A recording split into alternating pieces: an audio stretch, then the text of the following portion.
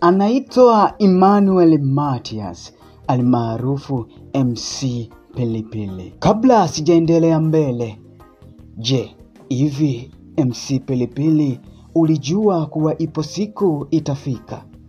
Zaburi 23 Daudi anasemaje? Mfalme Daudi anasema, nijapopita katika bonde la uvuli wa mauti, kwamba katika bonde la uvuli wa mauti hautolala, katika bonde la uvuli wa mauti hautokaa, katika bonde la uvuli wa mauti unapita. Kwa hivyo bonde la uvuli wa mauti lipo mbele yako.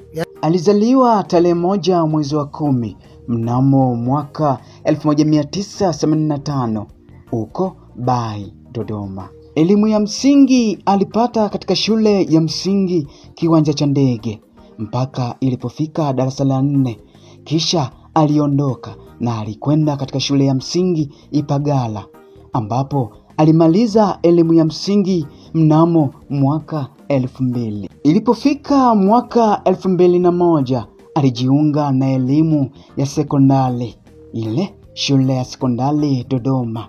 Baada ya kumaliza sekondari, MC Pilipili pia elimu ya kidato cha 5 na cha 6 alisomea pale Jubilee. Baada ya hapo MC Pilipili alikwenda katika chuo cha ualimu kikiitwa Ekenford pale Tanga. Ndoto alizokuwa nazo MC Pilipili, alikuwa na ndoto ya uandishi wa habari, pia alikuwa na ndoto kubwa ya uchungaji, yaani mchungaji. Biashara yako inavua vazi lilovalishwa. Leo hii katika familia yako inavua vazi lilovalishwa. Uponyaji utakuona kwa jina la Yesu. Nyota njema huonekana asubuhi. Hivyo MC Pilipili alipokuwa katika chuo cha ualimu, kipaji cha uchekeshaji na ushereheshaji kilionekana. Akawa MC mzuri hapo chuoni. Maisha yakaenda yakasonga mbele.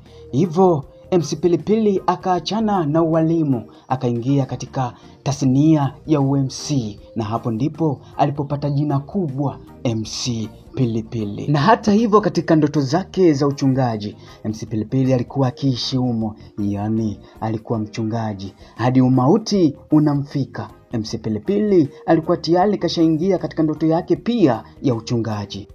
Ilipofika tarehe 16 mwezi wa 11 2025, MC Pilipili alipelekwa hospitali na wasamaria wema ambapo tayari alishakutwa na umauti. Kuna vingi vya kujifunza katika maisha ya Emmanuel Mathias almaarufu MC Pilipili. Bwana ametoa,